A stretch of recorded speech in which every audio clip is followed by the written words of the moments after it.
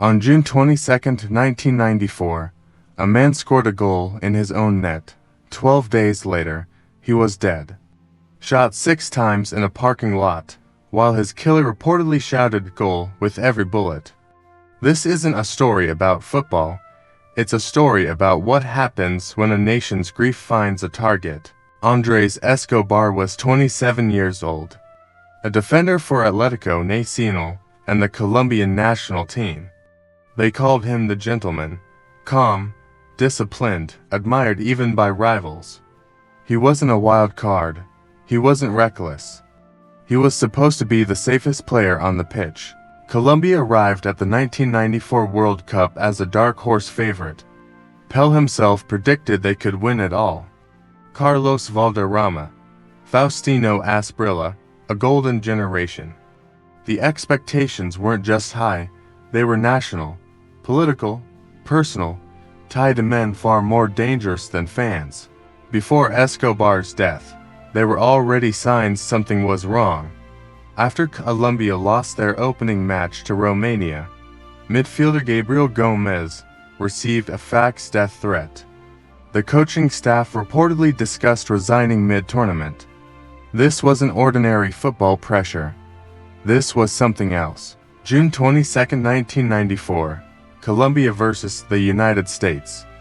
Trying to block a cross, Escobar deflected the ball past his own goalkeeper. It was an instinctive defensive play, the kind every defender makes 100 times in a career, and almost always gets away with. This time, Colombia lost to 2-1. They were eliminated. Here's what most fans didn't know. Colombian football in the early 1990s was deeply entangled with drug money. Cartels didn't just launder cash through clubs. Some financed players, owned stakes in teams, and gambled enormous sums on results. When Colombia lost, football money lost. So did far more dangerous money. Most of the teams stayed in the United States to watch the rest of the tournament. Escobar didn't. He chose to fly home immediately. He wanted to face his country, not hide from it. He wrote a newspaper column taking personal responsibility for the loss, and ended it with a message of hope.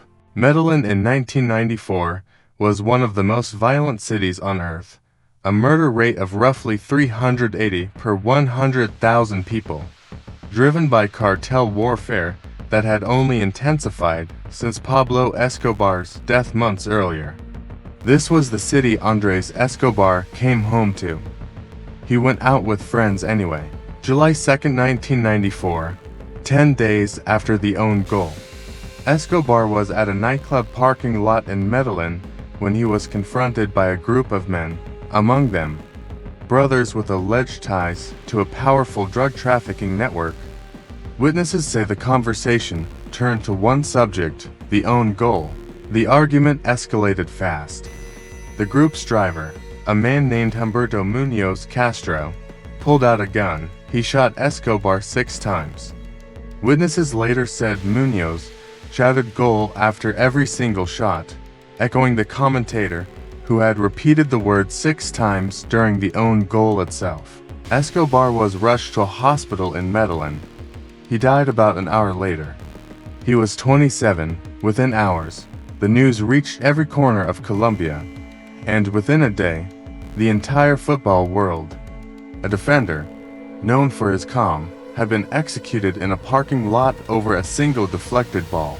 The World Cup was still being played in the United States. Days later, at a match between the Netherlands and Ireland, fans held up a banner in the stands. It read, "Andrés Escobar. Colombia will never forget you." A murder in a parking lot had become a moment the entire tournament stopped to mourn. Muñoz confessed to the shooting the next day. He was convicted and sentenced to 43 years in prison, one of the harshest sentences in Colombian history at the time. But he refused, again and again, to implicate the men he worked for. He took the fall alone. 43 years became 26 on appeal. 26 years became less than 12 served. Muñoz walked free in 2005, back into a country that had never forgotten what he did, while the men he protected were never charged at all. The shooter paid a fraction of his sentence. The men behind him paid nothing. More than 30 years later, the story took one final turn.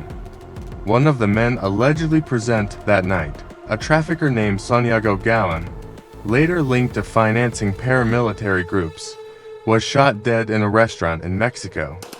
Colombia's president publicly named him as the man behind Escobar's killing. The case had outlived almost everyone in it. Andrés Escobar is remembered today not for the own goal, but for the column he wrote 12 days before his death, ending with a single line: "Life doesn't end here." A football mistake should never cost a life. In Colombia, in 1994, it did. Subscribe for more true stories where sport, crime, and power collide.